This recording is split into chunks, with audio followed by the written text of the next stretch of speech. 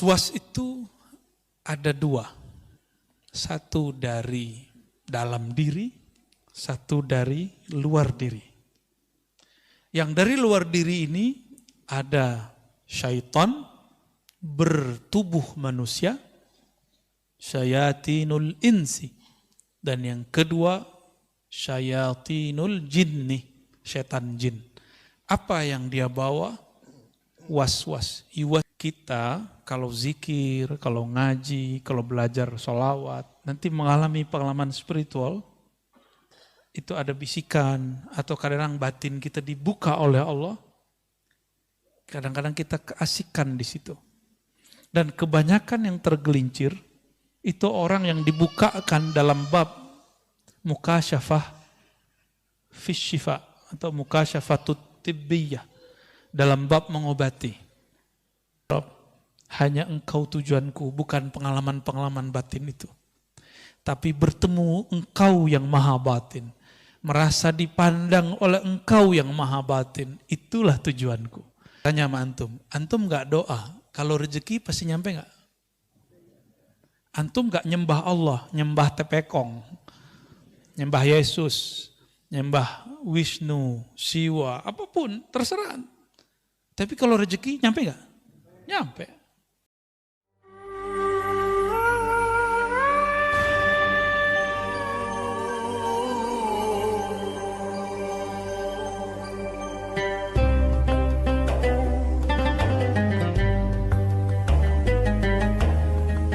Assalamualaikum warahmatullahi wabarakatuh. Hikmah ke-20, saya bacakan teks Arabnya. Bismillahirrahmanirrahim. Bisanadina, dengan sanad guru-guru kita yang bersambung kepada Al-Imam Al-Arif Billah Ibn Atta'illah As-Sakandari Asy-Syazili. Ma aradtu himmatu salik, atau ma aradat himmatu salik, ya. Ma di situ artinya tidaklah.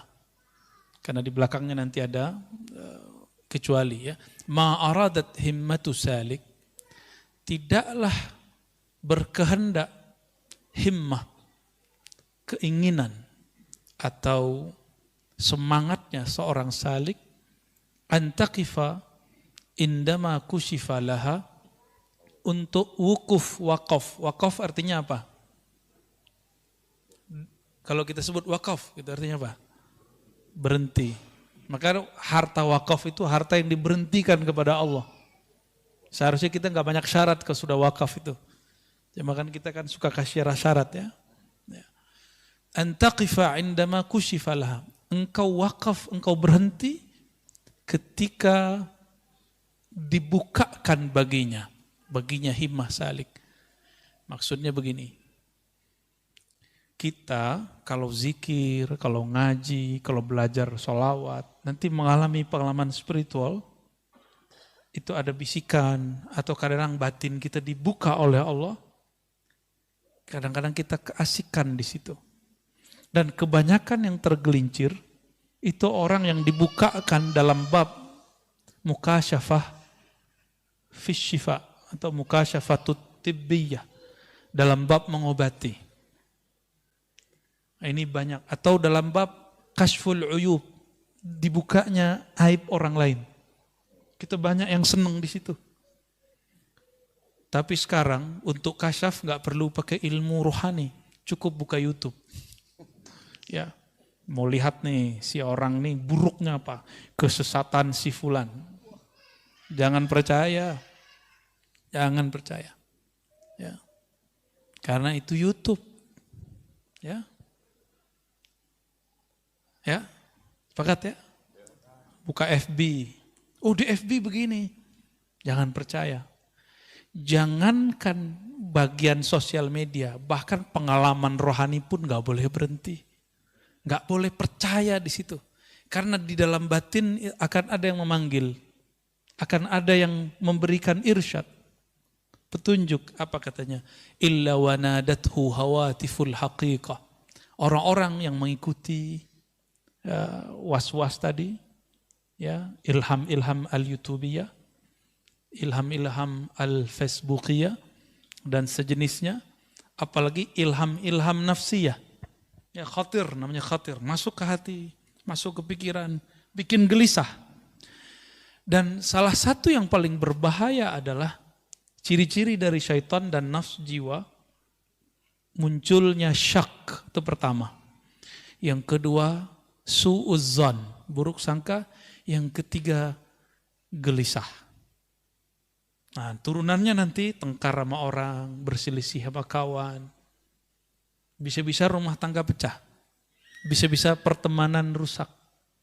Tengkar di sosial media. Coba lihat tuh yang tengkar di komentar YouTube. Yang tengkar di komentar Facebook. Sama aja itu nasibnya. Ya. Mau pro atau kontra, saya menyarankan jangan main di situ. Ya. Bahkan komentar diri ke dalam diri, tahu nggak komentar di dalam diri? Kita ada masuk pikiran, terus kita jawab-jawabin, jawab sendiri, ngomong-ngomong sendiri, pernah ngalamin? Itu aja bikin rusuh, Pak. Gimana ngomentarin yang sudah zahir? Ya, maka saya harap yang sudah ngaji hikam, mulai hati-hati di bagian ini. Karena ujian kalau sudah ngaji hikam pun akan lebih berat. Tapi benefit rohaninya juga lebih berkualitas. Orang yang diujinya tinggi, anugerahnya pun melimpah. Tapi kalau mau di bawah-bawah aja, jadi akar rumput aja ya. Nggak ada angin, paling diinjek orang. Wanadathu hawatiful haqiqah. Akan ada yang berseru dari dalam dirinya. Hawatif. Hawatif itu bahasa Arab. Hatif. Hatif sekarang orang Arab nyebutnya itu telepon atau handphone. Akan ada suara yang masuk dari ranah hakikah. Nah, berarti ada syariat, tarekat, hakikah. Hakikah ini jurusannya masuk ke dalam kolbu. Ujungnya adalah ruh. Ar-ruhani. Ya. Berarti ruh kita akan berbicara. Ketika Bapak nih ngalamin sesuatu nih, atau dapat bisikan sesuatu. Ya. Alladzi tatlub amamak. Yang akan engkau cari ada yang lebih tinggi dari itu. Bukan itu yang kamu cari. Bukan ini tujuanmu ngaji. Bukan tekar-tekar begini tujuanmu belajar tentang Islam. Bukan kemudian kamu merasa paling benar tujuannya ketika kamu belajar suatu ilmu. Ini maksud dia. Dalam hati itu akan ada bisikan, Pak. Pasti begitu. Coba aja. Coba antum tengkar di sosial media. Tuh panas kan itu. Sholat ke bawah, ntar balas apa ya. Lagi wudhu ke bawah, hatta lagi buang air ke bawah. Saya kan pernah ngalamin, Pak. Kalau saya kan langsung di lapangan dulu, tiktokan langsung sama orang. Dulu emang hobi kita debat. Ya. Tapi ketika dapat hadis Sunan Ibnu Majah mengenai bahaya berdebat, saya kemudian diberi saran oleh mursyid-mursyid saya, hindari perdebatan. Ya, hindari perdebatan. Meskipun kita merasa diri kita benar. Kan benar itu kita merasa aja, belum tentu juga benar. Benar gak? Antum komentar-komentar kan merasa benar. Belum tentu juga benar. Sahih? Al-haqqu min rabbika, kebenaran mutlak hanya milik Allah Subhanahu wa taala. Ini yang kita pegang. Ayatnya sampai lebih dari sekali itu Allah berbicara begitu. Al-haqqu min rabbika. Al-haq, kebenaran mutlak hanya milik Allah. Itulah al-haq, itu turunannya hakikah. Ya, turunannya hakikah. Merasa benar beda dengan kebenaran itu sendiri. Ya. Oh, ini dalilnya. Tidak semua orang yang berdalil, pemahaman dalilnya benar. Karena dalil dan pemahaman itu dua hal yang berbeda. Masih ingat yang ngebom di Bali, itu pakai dalil nggak? Ya, itu samudra punya dia, karena namanya Imam Samudra. Serius, Pak? Itu Imam Samudra pakai dalil dia. Semoga Allah mengampuninya. Ya. Maksud dia mungkin benar, dia berjuang untuk agama Allah. Tapi kenapa dia ngebom orang yang belum kenal Allah? Yang dibom non-muslim. Masih mending tuh, Indonesia masih mending. Ya. Mungkin sudah ada beberapa yang ngebom sesama muslim. Di tempat lain, di negara lain, orang-orang yang membuat kajian-kajian keislaman, maulid Nabi, itu dibom. Ya, dibom. Maka perangkat-perangkat negara kita itu PR-nya besar sekali. Saya bukan PNS, bukan ASN, bukan tentara, bukan polisi. Saya santri. Ya. Maka yang kita lakukan adalah amal-amal santri, ngaji kitab. Ya. Jika mereka ngurusnya nangkep-nangkep, nah itu urusan mereka itu. Atau apapun, kita ngurusnya memperbaiki dari dalam. Karena ini kesalahan kami juga. Kenapa membiarkan umat seperti ini? Ya. Maka kita nggak salahkan mereka juga. Ya. Kita nggak benci sama Imam Samudra, walaupun Samudra milik dia. Kita nggak benci juga sama yang mirip namanya sama saya itu ya, Amrozi. Ya. Nggak ada bencian. Kita justru sedih. Kok ada ya orang mau beragama, ujungnya seperti itu. Ya. Dan kita nggak benci kepada orang yang benci kepada kita. Ah, ini kata kuncinya. Ya, kita nggak perlu benci kepada orang yang benci kepada kita. Nggak usah capek-capek, Pak. Benci sama saudara, benci sama tetangga, lelah nggak? Benci sama orang banyak, capek nggak? Capek. Jadi orang-orang yang paling lelah di dunia ini orang yang benci. Karena kalau sudah benci, keluarlah hasad, iri, dengki. At-ta'abun nas fid dunya al-hasid. Orang yang paling lelah di dunia ini orang yang dalam dirinya ada kebencian sehingga dia iri dengki. Jadi kita nggak usah benci sama orang. Wal mubghid, dan orang yang suka marah-marah. Marah di mana aja ya. Maka kita minta ampun kepada Allah jika kita pernah marah tidak pada tempatnya, ya. Emang saya nggak pernah marah, saya pernah marah juga Pak. Dulu hobi saya marah, ini santri saya yang sering saya marah-marah ini dulu ya. Dulu berapa kali kena berdiri? Sering ya, tuh sering dulu. Alladzi tatlub amamak. Jadi di dalam diri kita, qalbu akan berkalam. Hei, yang kamu cari bukan ini, bukan tengkar-tengkar begini, bukan ilham-ilham begini. Kalau yang dapat kemampuan mengobati, kamu boleh mengobati orang. Tapi tujuanmu bukan ini. Maka dia seperlunya. Ya. Orang-orang yang kemudian kasyaf melihat aib, kebaca nih si batin orang.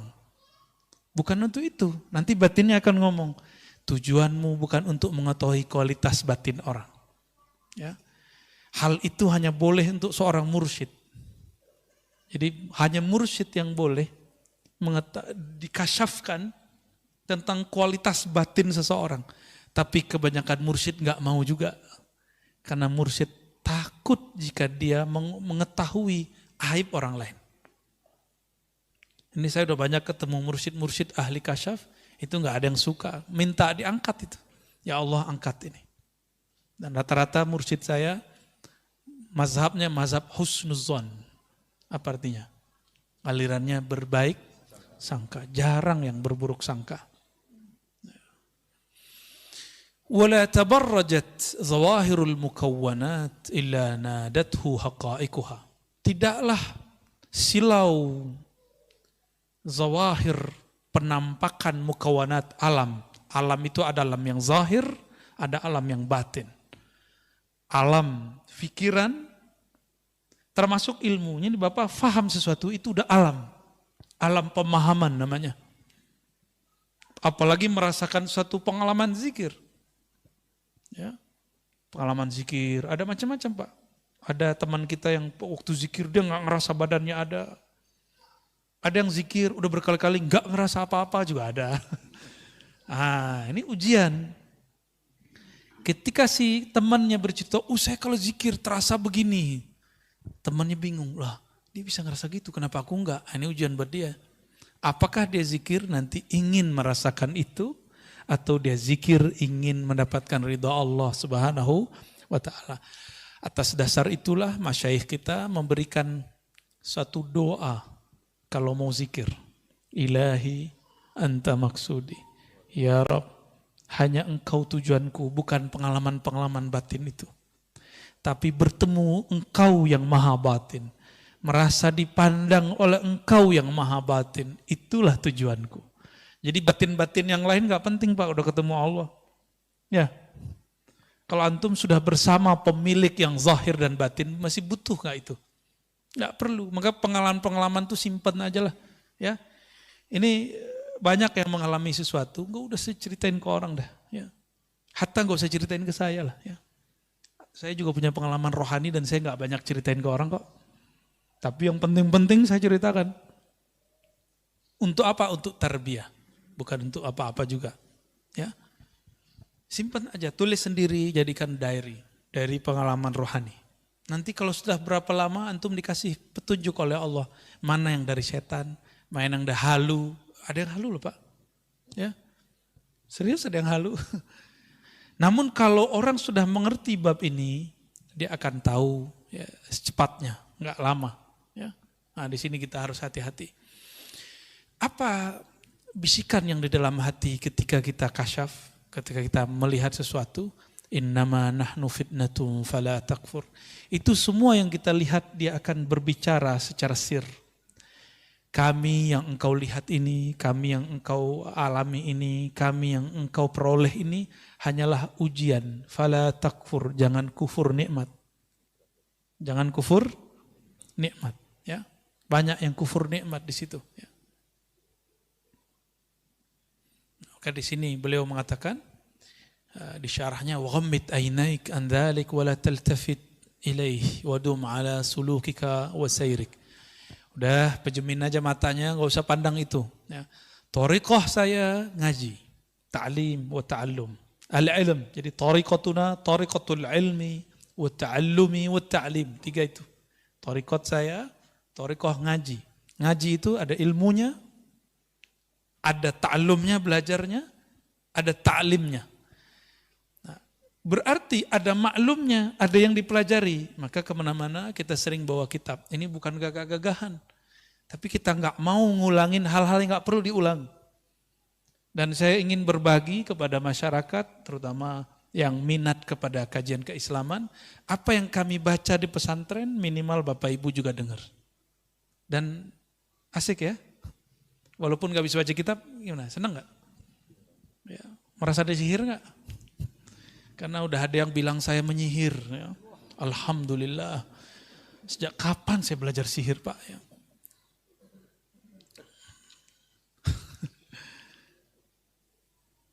Dan antum percaya nggak aneh penyihir? Hah? Percaya nggak? Mana ada penyihir sholawatan gitu? Percaya nggak kalau saya liberal? Mana ada orang liberal ngajar kitab Aqidatul Awam? Ada. Mana ada orang liberal, orang plural ngajar ya, ngajar kitab Tohawi ya. Gimana sarungan? Ya, nggak ada. Itu potong-potongan dan mereka tidak mengerti kata-kata kunci bahwa kita berbicara bab namanya ontologis. Kalau teologis itu akidah. Saya nggak pernah satu detik pun keluar dari akidah Ahlus Sunnah wal Jamaah. Ya, tidak pernah kita keluar. Kalau mazhab fikih kan kita bisa berselancar Pak. Di dalam mazhab Syafi'i itu sudah banyak kaul-kaul yang bisa kita pakai. Ya. Jadi antum percaya nggak aneh liberal? Percaya nggak saya mengajarkan nyembah Nabi Isa? Nah, itu kan video yang dipotong kan? Antum percaya nggak saya mengajarkan menyembah siapa saja? Berarti antum telah sampai usul kepada Allah. Kan nggak ada. Kita menjelaskan dalam bab rohani tidak ada kata benar salah. Dalam bab rohani sempurna tidak sempurna. Sempurna itu al-Muhammadi, Nabi Muhammad SAW. Selain itu tidak sempurna. Makanya ketika ada kajian kita yang dipotong salah satunya, saya pernah menjelaskan satu ayat, surah Ar-Ra'd ayat 15 ingat saya. Ya, sujud kepada Allah apapun yang di langit dan di bumi. Ya. Apa kata Sidi Syekh Ahmad Tijani dan imam-imam yang lain? Apapun yang di bumi, apapun yang di langit, semuanya sedang menyembah Allah. Walaupun zahirnya dia menyembah selain Allah. Itu kalam beliau. Itu bab namanya bab ontologis, bukan bab teologis. Kalau bahasa kitanya bukan bab akidah, itu bab wujud. Adakah wujud di alam ini selain wujud yang hakikinya dari Allah Subhanahu wa Ta'ala? Enggak ada. Ya. Giliran kita saudaraan begitu, mereka nggak berani serang Syekh Ahmad Tijani, tapi berang serang Ar-Razi. Ya, karena takut juga dia ya. Gimana? Antum percaya nggak aneh ngajarin nyembah Nabi Isa? Itu kan kekonyolan yang diilmiah-ilmiahkan ya. Nah, kita nggak mau lah seperti itu. Husnuzon kepada orang itu. Kalau nggak ngerti tanya langsung. Ya.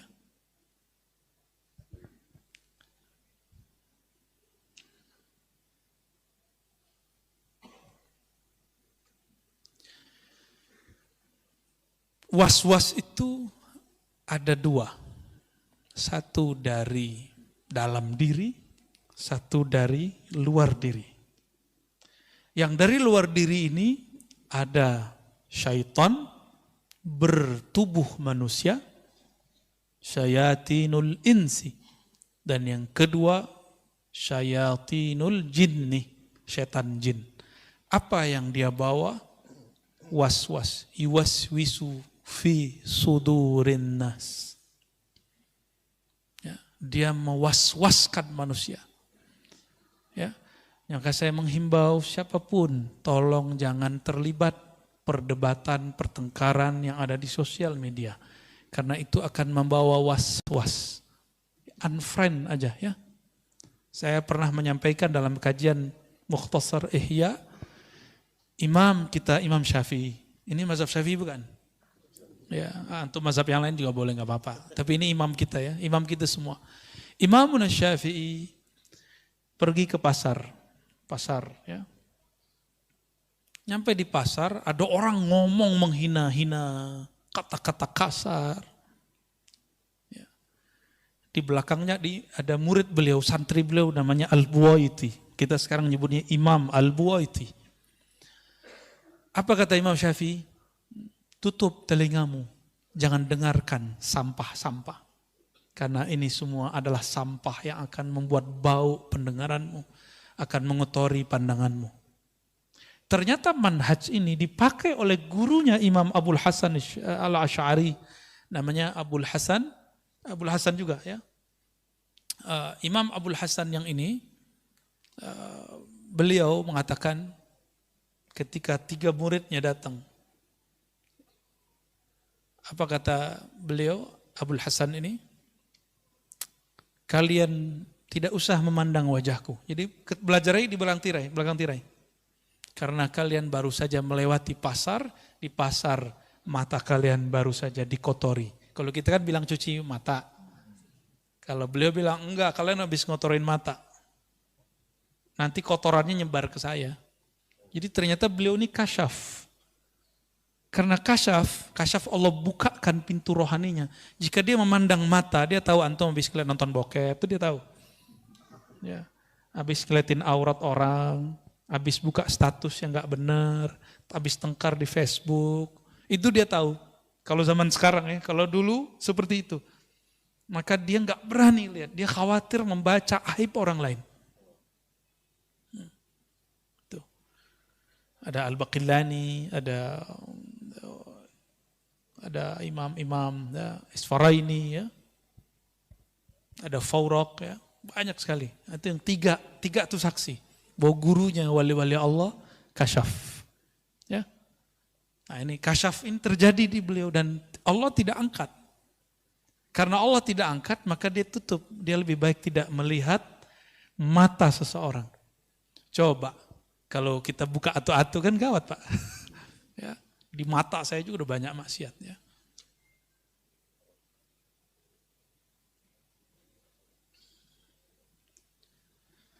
Ya itu yang nomor berapa sih itu? Nomor 28? 29. Oke, sekarang kita masuk ke hikmah yang baru. Sebenarnya masih banyak penjelasannya, minimal sudah dapat intinya. Bahwa jika antum dapat kasyaf, atau ada kasyaf Facebookia, kasyaf YouTubea, dapat informasi dari sana, jangan langsung percaya. Oke? Nah ini penting sekali, penting dalam beragama.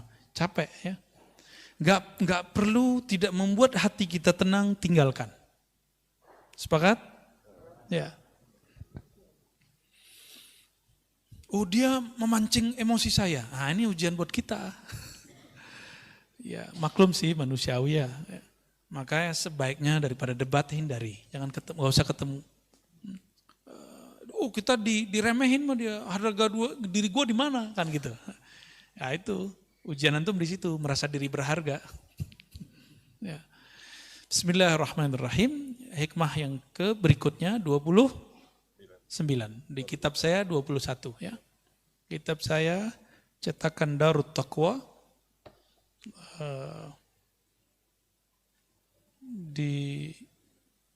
ditahqiq oleh Syekh Syurfawi, ya ini masih muda, Syekh Anas Syurfawi. Beliau juga ahli akidah, juga sufi. Masih muda, umurannya di atas saya dikit. Ahli hadis.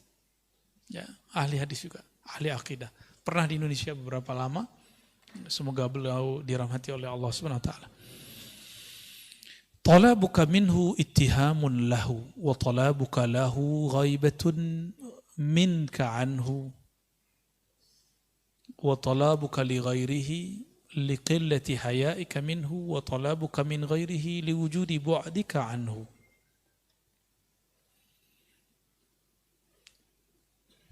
Ada 4 jenis orang meminta. Dan 4-4-nya itu bermasalah. Jadi 4 kesalahan orang berdoa. Ya. Yang pertama, talabuka minhu ittihamun lah.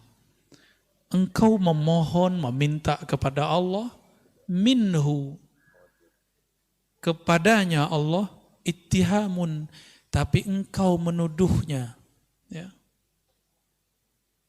lahu, terhadapnya. Kenapa?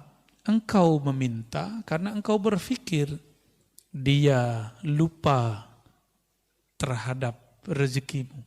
Lalu kita doa, ya Allah, masa sih lupa? Sering begitu nggak? Kita itu sering doa kayak ngasih tahu Allah, benar nggak? Jujur ya, kita sering doa memberitahu Allah. Ini yang enggak benar. Sebelum kita berdoa, Allah kan sudah tahu. Maka kita berdoa bukan sedang memberitahu. Kalau kita sedang memberitahu, kita telah menuduhnya bahwa dia sebelum kita doa tidak punya pengetahuan. Batallah sifat 20-nya. Dalam akidah Ahlussunnah, Allah bersifat ilmun alim, punya ilmu. Ilmunya tidak didahului oleh khabar dan sebab atau kejadian. Ada 3, sabar, khabar, berita atau kejadian. Kalau ilmu saya itu didahului dengan itu.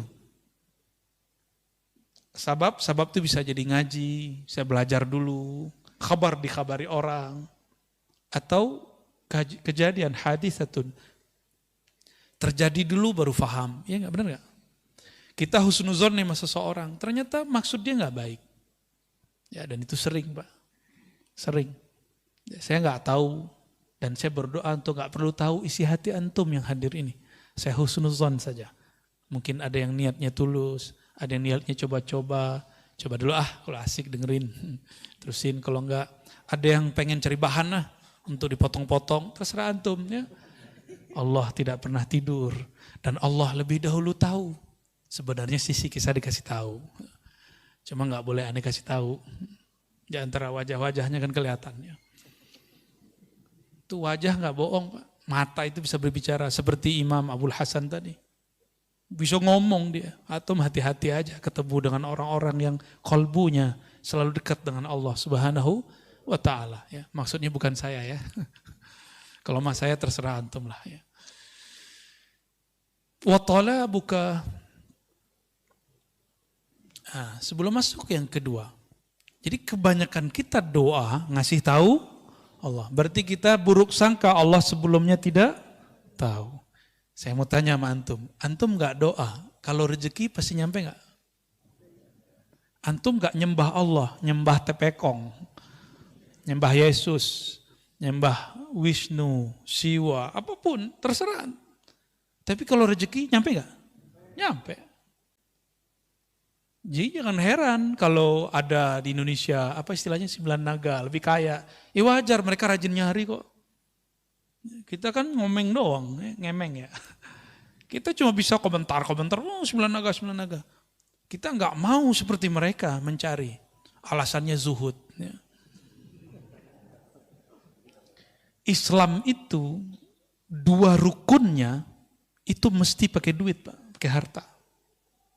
Syahadat aman, ya penting air putih beres. Sholat, ya uduk beres lah. Ya. Tapi kalau masuk puasa enggak juga, malah ngurangin. Tapi setiap bulan puasa selalu pengeluaran kita lebih besar. Saya nggak tahu juga kenapa tuh ya. Dan yang keempat, kelima itu butuh duit.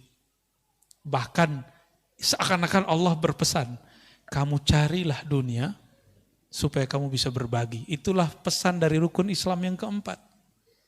Ya, berzakat, benar nggak?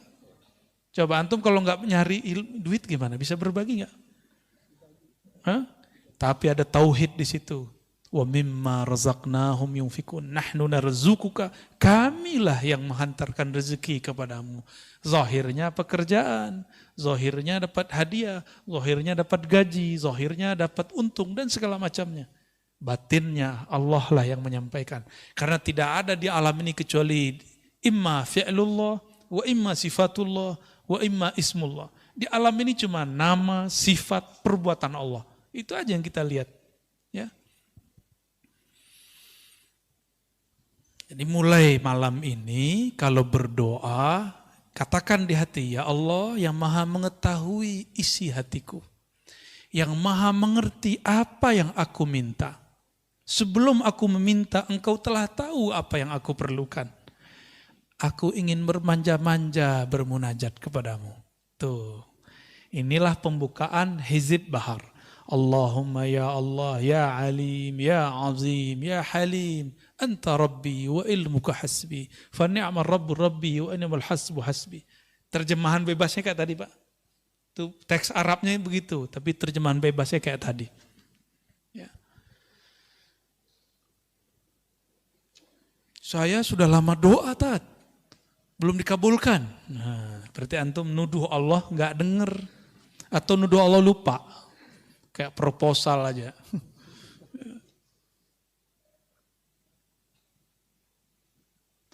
Wa talabuka lahu ghaibatun minka anhu. Engkau, yang kedua, pertama talab minallah, yang kedua talab lillah. Apa talab lillah? Kita meminta untuk Allah atau karena Allah. Nah, orang-orang seperti ini, kenapa dia kemudian mencari rasa supaya Allah itu ada? Berarti dia merasa Allah itu pernah tidak ada. Gawat nggak? Yang hilang, muncul, hilang, sadar, tidak sadar itu kita atau Allah? Ya. Nah, ini kalau diterjemahkan, talabuka lahu, tuntutanmu terhadapnya supaya dia ingat, supaya dia menjawab, itu karena kamu ghaibah, hatimu tidak terkoneksi kepada Allah. Maka orang sering ngomong gini kayak tadi, saya udah minta kok, saya udah doa bertahun-tahun kok, tapi kok Allah tidak jawab. Ya, berarti hatinya ketika doa tidak terkoneksi kepada Allah. Dan dalam hadis yang sahih disebutkan bahwa Nabi SAW bersabda, Innallaha la yujibu, Allah tidak menjawab. Apa yang tidak dijawab? Doa dari orang yang min qalbin ghafil, dari kolbu yang lalai. Allah enggak jawab. Ya, contohnya seperti ini. Saya nih, anggap saja saya direktur, ya. Oke, nih kita khayal-khayalan. Nih lagi halu nih ya. Bapak datang, Bapak GM saya, ya, bawa proposal. Keren kan? Bawa proposal. Udah 3 hari, saya nggak approve. Boleh nggak ngeyel Pak? Direktur, gue udah ngasih 3 hari, lu kok lupa? Boleh gak gitu? Hah? Pecat besok langsung ya? Hari itu saya pecat langsung. Tapi Allah itu maha baik Pak. Kita gak pernah pecat dari seorang hamba. Ya, paling turun-turun dikit. Ya, palingnya itu masalahnya Pak. Gak usah ke Allah, ke manusia aja gak boleh begitu. Maka Allah tersinggung jika ada seorang hamba mengatakan, aku telah berdoa, tapi dia belum kunjung menjawab. Ya, saya udah sholat bertahun-tahun kok, tapi Allah nggak jawab juga. Sama, antum khidmah di masjid nih, tiba-tiba pengurus ganti, kurang dihargai. Ngomong, saya ini udah banyak berkorban di sini. Kalau nggak ada saya, masjid ini nggak jadi. Itu ditolak langsung itu di sisi Allah. Saya sudah ketemu orang begini bertahun-tahun dan banyak. Bisa jadi di majelis, bisa jadi dimanapun. Hati-hati, ciri-ciri orang yang diterima amalnya, dia lupa kalau dia beramal. Ciri-ciri orang sedekahnya diterima, dia lupa berapa yang dia kasih. Lupa di situ artinya dia nggak mau sebut-sebut.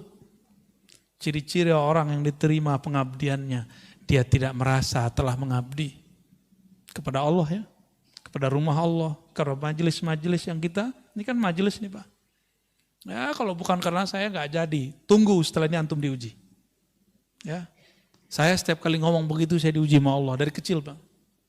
Umur 9 tahun kita menghidupkan surau kan, surau dulu kita nginepnya di surau. Tapi tradisi itu sudah nggak ada. Umur 9 tahun, kelas 4 SD, saya jadi Bilal. Untungnya guru di sekolah sangat mendukung. Jadi kalau pagi-pagi absen dulu, siapa yang nggak sholat pagi ini, sholat subuh. Akhirnya subuh masjid tuh rame.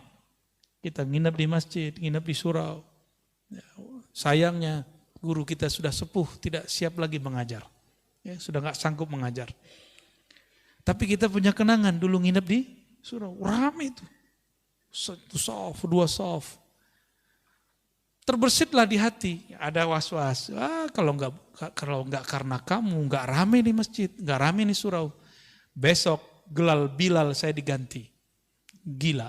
Sana kan kalau nyebut L di belakang hilang Pak. Bilal itu Bila. Dulu Bila. Panggilan saya Bila dulu.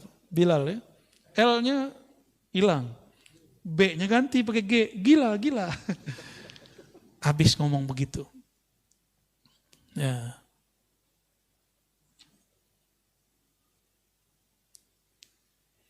Yang ketiga, talabuka li ghairihi. Engkau menuntut, memohon pertolongan kepada selainnya. Perlu digarisbawahi, tawassul bukanlah memohon kepada selain Allah. Tawassul itu hanya meminta kepada Allah.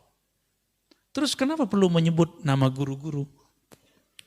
Karena Imam Abul Hasan Asy-Syadzili, sebagaimana dikutip oleh Imam Al-Buni, Al-Ismul A'zam, nama Allah yang agung itu banyak. Salah satunya ada gudangnya. Siapakah gudangnya? Gudangnya adalah waliyun min awliyaillah. Wali-wali Allah Subhanahu wa taala. Wali-wali Allah itu hati-hati, kalamnya itu dia berkalam itu dengan kolbunya. Jika dia berdoa, doanya terdengar sampai ke langit sana. Ya. Kenapa? Karena dia berdoa, nafasnya selalu ingat kepada Allah Subhanahu wa ta'ala. Ya. Yang paling dekat kepada Allah kan ruh kita. Dan ruh itu terhubung erat dengan nafas. Terhubung erat dengan nafas ini. Maka ada namanya zikir anfas. Zikir nafas ya. Saya baru saja mendapatkan ijazah Thariqah Aidurusiyah ya, dari salah satu guru kita. Dan di situ ada zikir anfasnya. Ada zikir anfasnya, zikir nafas. Sebagaimana di Thariqat Samaniyah ada Naqsyabandiyah, ada Syadziliyah, dan Thariqat lain ada. Ya. Jadi kita bertawassul bukan meminta kepada selain Allah, hanya meminta kepada Allah. Ya. Oh, tawasul cuma boleh kepada orang yang hidup dan hadir, Ustaz. Kan gitu kata orang. Apa jawabannya? Di hadis Imam Tirmizi tidak disebutkan hidup dan hadir. Nabi cuma mengajarkan, Allahumma inni atawajjahu bika, inni atawajjahu ilaika binabiyyika, Nabiyyir rahmah, ya Muhammad, inni atawajjahu bika ila rabbi, fashfa' fiyya. Atau fashfa' faqdi hajatinya. Ya Allah, aku memohon kepada engkau dengan kemuliaan nabimu, Nabi rahmah. Wahai Nabi Muhammad sallallahu alaihi wasallam, aku bertawassul kepadamu, berwasilah, bermediasi denganmu dalam memohon kepada Allah. Mohonnya ke siapa? Ke Allah. Tapi nyebut nama Nabi Muhammad karena Nabi Muhammad di dalam dirinya ada gudang nur asma Allah Subhanahu wa ta'ala. Dan itu diwariskan kepada ulama. Ulama-ulama ini menyimpan di dalam rohaninya cahaya-cahaya nama Allah Subhanahu wa ta'ala. Saya boleh sampaikan, qalbul awliya, qulubul awliya, khazainu asma'illahi ta'ala. Qalbunya para wali-wali Allah adalah perbendaharaan nama-nama Allah Subhanahu wa ta'ala. Kalau dulu Imam Ghazali dalam kitab Ihya beliau mengatakan dadanya para ulama adalah kuburnya ma'rifat dan asrar. Kubur itu diziarahi enggak? Diziarahi enggak? Imam Ghazali ini ngomong, antum kalau enggak percaya yang pertama, yang Ghazali aja deh yang dipercaya.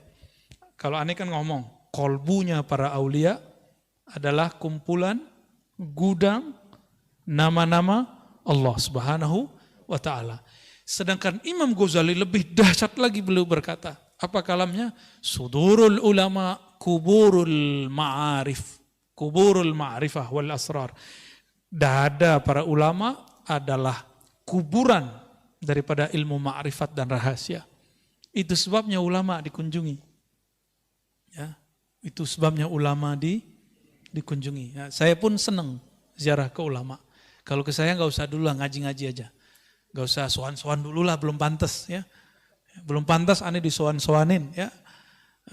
Mau berkunjung, belum pantas, masih ada guru-guru sepuh, kiai-kiai senior. Kepada beliau lebih aula, lebih utama kita berkunjung. Ya, kalau perlu saya temenin berkunjung ke mereka. Kebetulan lagi pas waktunya ya. Insya Allah ya. Mau ziarah nanti ya.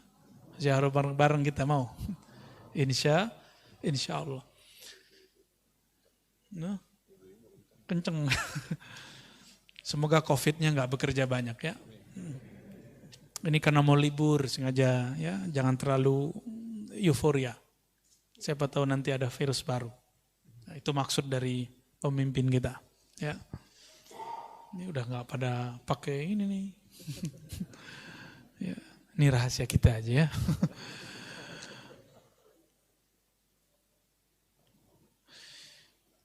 Engkau memohon kepada selainnya liqillati hayaika minhu, karena engkau tidak tahu malu. Enggak tahu malu, udah tahu semuanya dikasih oleh Allah. Udah tahu bahwa satu helai rambut pun Allah yang menumbuhkan. Sudah sadar bahwa kita ini baiknya karena Allah yang membaikkan. Masih aja minta kepada selain Allah. Biasanya meminta kepada selain Allah ini terjadi pada orang kepepet. Jadi ilmu kepepet ini ada baik ada buruknya. Kalau waktu kita mahasiswa kepepet malam ini langsung jadi itu skripsi. Ya. Tapi kepepet, nah ini biasanya kan yang kepepet tuh orang sakit. Kalau sakit datang ke dukun tuh. Dukun ya tahu deh ya. Dia kan minta ke Allah juga sebenarnya. Cuma kan antum dia disuruh syirik. Tapi ingat ada orang yang dituduh dukun, dia bukan dukun. Nah, itu disebut uskun, ustadz, tapi dituduh dukun. Ya, ahli ruqyah. Itu dia enggak syirik. Ya, yang teman-teman ruqyah itu saya tidak menentang praktek itu, saya cuma ingin mengingatkan jangan asik di situ, gitu aja. Ruqyah kan salah satu yang dibolehkan Nabi Muhammad Sallallahu Alaihi Wasallam. Jadi kita nggak masalah, tapi jangan halu, ya, berbahaya. Masa percaya sama orang lagi kesurupan? Saya paling merasa aneh jika ada orang mentasdik, mempercayai omongan orang kesurupan. Orang kesurupan antum percaya? Makanya ada video orang ngambil kaligrafi nama Ashabul Kahf. Di tengahnya ada kitmir. Ya. Gitu kan. Nah, saya ada di sini karena itu. Nah, ini cara setan lewat jin yang nyusup, ya, sehingga menjadi kesurupan ke badan seseorang untuk menghina nama-nama kekasih Allah. Ashabul Kahf itu kalau dalam ilmu ma'rifat termasuk nabi-nabi tapi bukan rasul. Karena sebelum Nabi Muhammad SAW, nah wali itu nabi. Sebelum Nabi Muhammad, semua wali-wali Allah yang dapat nubuat, ya, dapat kabar ilham itu pasti wali. Kecuali orang-orang soleh, ya. Ada wali-wali yang khusus lah. Kalau wali amnya nggak masuk, ya, wali amnya nggak masuk nabi. Tapi kayak mereka Ashabul Kahf. Sebagaimana disebutkan dalam kitab Tazkirah, Ashabul Kahf itu nanti akan muncul kembali. Itu nggak tahu gimana ceritanya. Akan muncul kembali nanti di saat Nabi Isa berjuang melawan Ya'juj dan Ma'juj. Nanti keluar lagi Pak. Berarti dia lagi tidur lagi sekarang. Wallahu a'lam. Ya, hanya Allah yang tahu nasib mereka hari ini. Saya pernah ke tempat yang disebut Gua Kahfi yang ada di Yordan. Besar kemungkinan memang di sana. Ya, kita ditutup oleh Allah, kita nggak bisa ngelihat di belakang rahasianya apa, kita nggak tahu. Ya, tapi kalau berdasarkan riwayat yang ada, mereka muncul lagi. Taib. Ada kepepet kedua, orang yang sudah mentok biasanya jabatannya, posisinya, biasanya ini pejabat-pejabat nih, hati-hati. Ya, pejabat-pejabat, nggak tahu kelas menteri mungkinnya dia ada. Cari backup ke siapa? Ya, direktur-direktur yang sudah kesohor tuh, ya, udah mentok dia, udah bingung. Nah, cari backup, mau cari backup ulama, terjebaknya kepada dukun yang berbaju ulama. Ada ulama dituduh dukun, nggak dideketin. Ada dukun berbaju ulama dideketin. Oh, ini banyak terjadi. Ya, udah banyak. Saya agak sedih melihat fenomena ini. Ya. Kalau mereka menghebat, mereka aja jadi direktur ya. Mereka aja jadi orang hebat. Kenapa mereka kemudian kita mintai? Jangan marah ya. Yang praktek jangan marah. Ya, kita harus edukasi masyarakat lah. Wirid-wiridnya sudah ada semua kok Pak di Instagram, di YouTube. Wirid supaya narik rezeki. Ada semua. Wirid untuk jabatan naik. Ada semua, antum mau ngamalin enggak? Ya, itu aja sebenarnya. Tapi ada cara paling ringkes. Puasa Daud, sedekah, udah beres. Karena sebaik-baik karir Nabi Daud. Nabi Daud itu karirnya terbaik. Apa rahasianya? Rahasianya apa coba? Puasa Daud ya. Ya namanya puasa Daud, ya Nabi Daud yang puasa. Dulu di awal Allah mencipta Sayyidina Adam. Nabi Adam dikasih unjuk takdir semua keturunannya, termasuk saya duduk malam ini di sini dan antum hadir malam ini. Nabi Adam sudah dikasih unjuk. Nabi Adam tahu. Ya, maka Nabi Adam tersenyum kalau ngelihat kita ngaji. Alhamdulillah. Nabi Adam melihat di antara takdir itu ada yang unik. Yang unik apakah itu? Nabi Daud ahli pandai besi.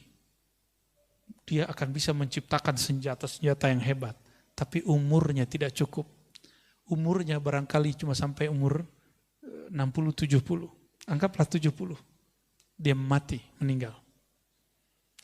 Akhirnya Nabi Adam mengatakan seandainya, ini wahyu ke dalam hatinya. Jadi wahyu itu ada macam-macam juga, ada yang sudah di Lauh Mahfuz, ada yang langsung ke dalam ruhnya para nabi. Ini tingkatan-tingkatan wahyu Pak. Yang sudah sampai, jadi Allah berkalam ke Lauh Mahfuz, itu babnya kudrat iradat, kita sebut takdir. Ada yang masuk ke dalam ruhani para nabi dan para wali. Nah ini namanya bukan takdir, namanya rahmah. Ya, karena arsy itu adalah tempat Allah mengejawantahkan rahmatnya. Disebutlah Ar-Rahman 'alal arsy istawa. Terhadap arsy lah Allah meratakan, melimpahkan rahmatnya. Arsy itu di atas langit. Antara langit dan arsy ada takdir, Lauh Mahfuz. Berarti hukum arsy lebih tinggi daripada hukum Lauh Mahfuz. Seperti, mohon maaf, kolonel, atau kalau di polisi apa namanya?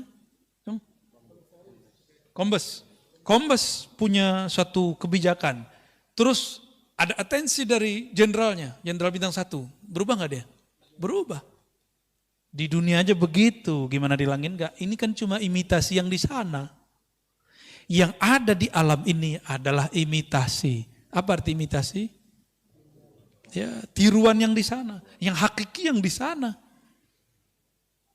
Nah, langsung hukum arsyah, hukum rahmat yang disebutkan di dalam Al-Quran, ya, bahwa rahmat Allah mendahului ghadabnya. Di hadis qudsi juga disebutkan begitu. Rahmat Allah mendahului murkanya. Dalam sebuah lafaz ada kalimat di hadis qudsi misalnya, inna rahmati sabaqat ghadabi. Sesungguhnya rahmatku mengalahkan, mendahului ghadabku. Ghadab itu hukum Lauh Mahfuz, murka. Sedangkan rahmat hukum arsyiyah. Berarti ada ilmunya kan? Ini bukan buatan Ar-Razi, bukan akidah baru. Ada dalilnya semua. Kita nggak mungkin keluar kalam sesuatu tanpa ada dalil, ya, nggak mungkin ya. Saya membawa bid'ah kalau mengatakan itu. Sayyidina Adam alaihissalam kemudian mengatakan, ya Rabb, ini kan bisa diilhami. Berikanlah 30 tahun umurku, anugerahi untuk anakku. Nah, gitu sayangnya sang ayah Abul Bashar, bapaknya manusia, kepada keturunannya. Benar gak sayang sama anak? Kita ngeliat anak kita sakit, apa kita ngomong, ya Allah, kalau kau mau ambil saya aja. Kira-kira begitu. Ya, ini kok ada ya orang ngomong, ya, terhadap orang yang pernah belajar sama dia, ente murtad, ente kafir, kan aneh kan? Kan gak pantas begitu. Berarti dia gak pernah merasa jadi guru yang sebenar-benarnya. Karena guru yang ada mengayomi, mendoakan kebaikan, bukan memvonis. Ya, itu aneh kalau itu terjadi. Seorang Abul Bashar, karena guru itu Abul Ilm, Abu Talamiz, Abul Muridin. Guru itu adalah ayahandanya seorang murid. Nah, Nabiullah Adam alaihissalam mengatakan, ya Allah, berikanlah 30, nyawanya dikasih. Bukan hanya doa, nyawa dikasih, Pak. Antum ada yang begitu? Saya melihat sosok itu ada di Imam Sya'rani. Imam Sya'rani ketika melihat ada jamaahnya, muridnya sakit, dikatakan, ya Allah, daripada dia yang sakit, saya aja yang sakit. Ada muridnya ketimpa apa, masalah apa, selalu dia mengatakan, ya Allah, takdir dia pindahkan kepadaku, biar aku yang nanggung, kalau dia nanggung dia kafir. Dia putus asa kepada rahmatmu. Dan saya ketemu beberapa wali-wali begitu di negeri ini. Di negeri ini, Pak. Makanya alhamdulillah negeri kita masih ada yang nanggung maksiat kita. Masih ada yang nanggung bala bencana yang disebabkan oleh salahnya kita. Masih ada. Antum bersyukurlah. Ya, jangan suzon lagi kepada orang-orang. Ya, tidak ada orang dimasyhurkan sebagai wali kecuali Allah mengizinkan dia memang seorang wali. Ya, walaupun nanti ada yang menentangnya.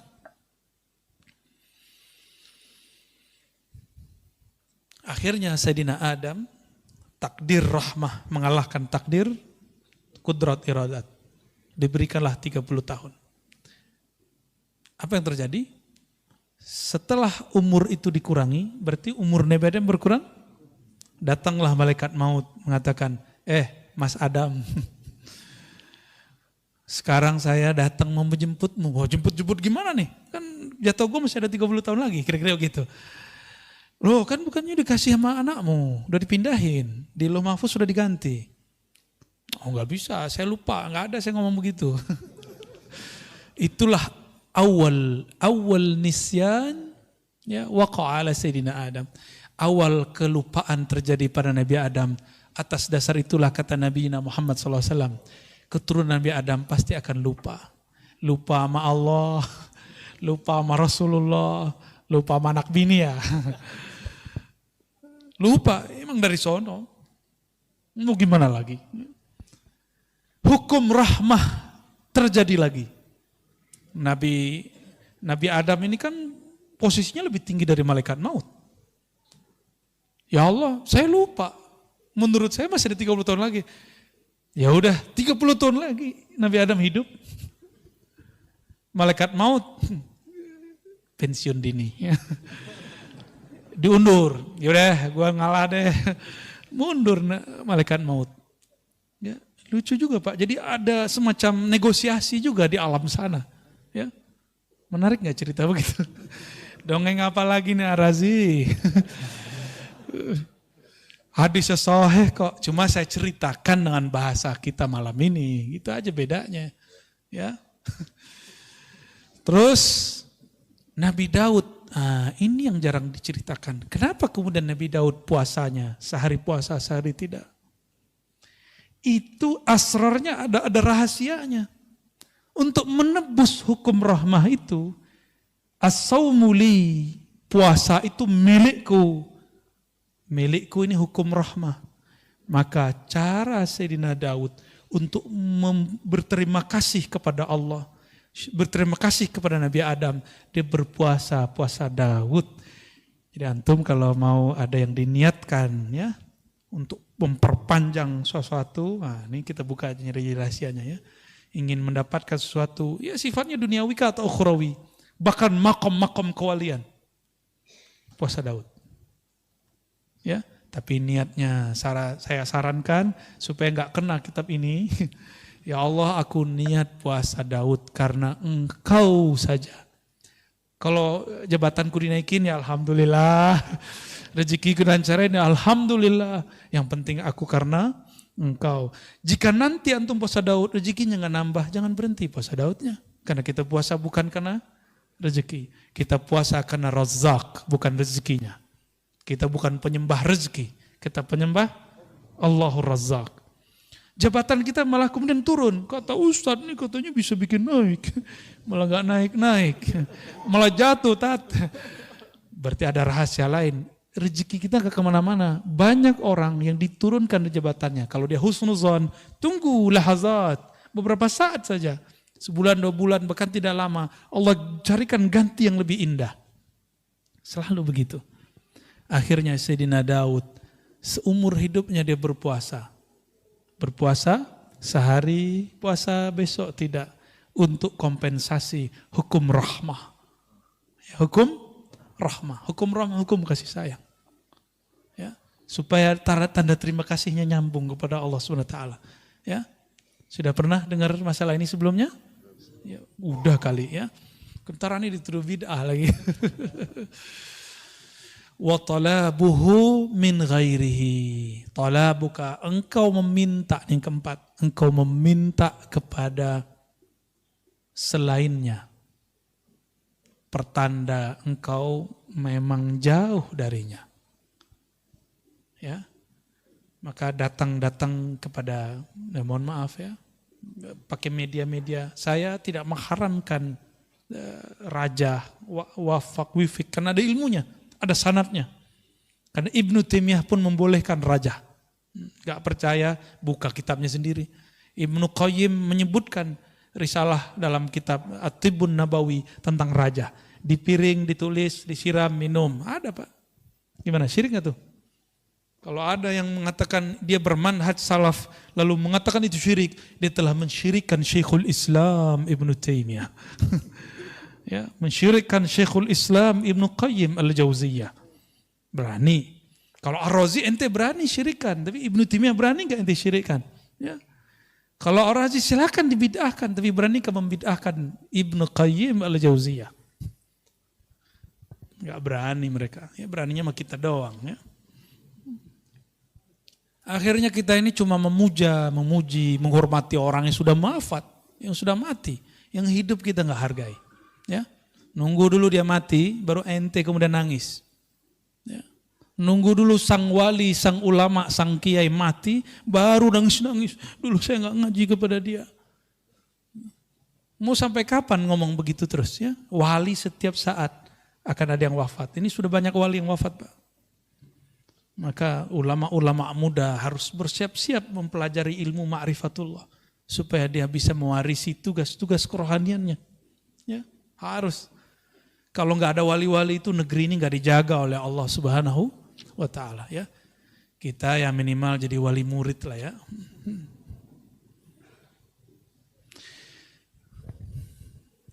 Kenapa orang gelisah?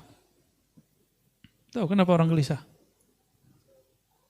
Karena jauh dari Allah Subhanahu. Tapi Allah pernah jauh nggak dari manusia? Allah nggak pernah jauh. Berarti jauh itu ada pada rasa dan pengetahuan. Karena pengetahuannya tidak ada tentang Allah, maka rasanya tidak dekat kepada Allah. Pengetahuan itu bahasa Arabnya ma'rifah. Kumpulannya disebut ilmu. Ya. Jika diamalkan muncullah rasa. Jadi apa yang disebut rasa? Zauq. Zauq itu adalah natijatul amal bil ilm. Buah dari mengamalkan satu ilmu muncullah rasa. Sudah tahu sholawat itu wajib. Bahkan sebelum ada hukum sholawat sudah wajib. Ya kan kita dipotong juga tuh sama orang. Suek juga tuh orang ya. Apa jadi potong? Kita mengatakan bahwa sholawat itu lebih wajib daripada sholat. Maksudnya sebelum ada sholat diwajibkan kepada manusia, Allah sudah bersolawat. Allah itu qadim. Itu makna dan disebutkan di kitab ini juga ya. Allah itu qadim. Dan Allah dengan kekodimannya. Qadim itu maha terdahulu, maha awal, bahkan tidak berawal. Belum ada langit, belum ada bumi, belum ada aras, belum ada surga, belum ada neraka, belum ada. Sholat ente belum ada. Ya, belum ada, zakat kita belum ada. Allah sudah bersalawat. Innallaha malaikatahu yusalluna ala nabi. Sesungguhnya Allah telah bersalawat ya. Dan senantiasa bersalawat kepada Nabi Muhammad SAW. Kenapa tidak ar-Rasul? Kalau ar-Rasul itu Muhammad bin Abdullah. Tapi an-Nabi itu Ahmad Ruhullah. Itulah yang dikhabarkan Sayyidina Isa. Karena Muhammad bin Abdullah belum lahir.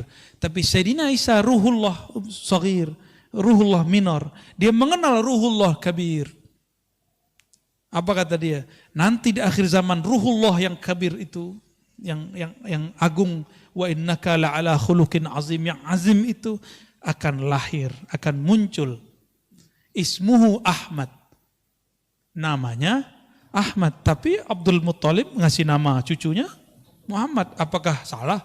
Tidak. Ternyata setiap orang itu mempunyai rahasia-rahasia mengenai masalah nama. Cuma karena ilmu ini sudah ditutup sementara, rasain saja. Ya sudahlah dulu ya. Jadi tolong jangan minta-minta nama sama saya ya. Karena sudah ditutup, Pak. Ya.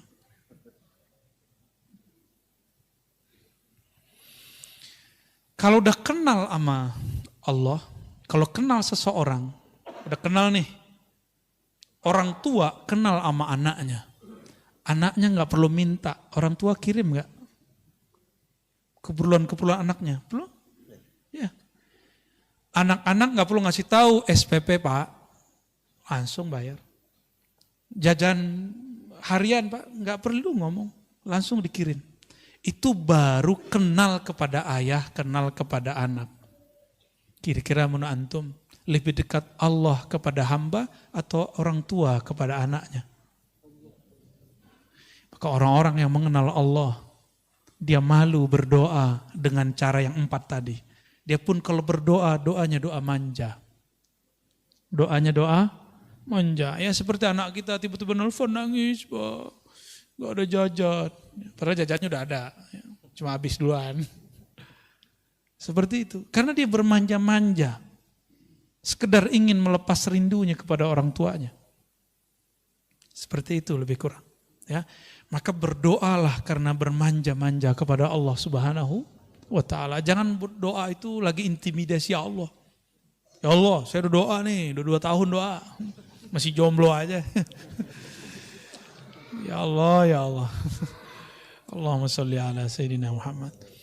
Maka pensyarahnya Imam Ibnu Abbad, beliau mengatakan, فَالطَّلَبْ كُلُّهُ عِنْدَ الْمُوحِدِينَ الْعَارِفِينَ مَعْلُولٌ. Meminta dengan cara intimidasi, dengan suuzon kepada Allah, itu pertanda bahwa ada cacat di dalam dirimu.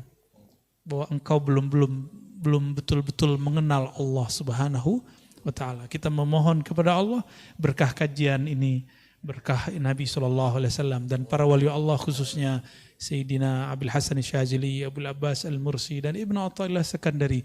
Semoga Allah menganugerahkan anugerah ma'rifat dalam rohani kita. Amin ya rabbal alamin. Wassallallahu ala nabiyina Muhammad.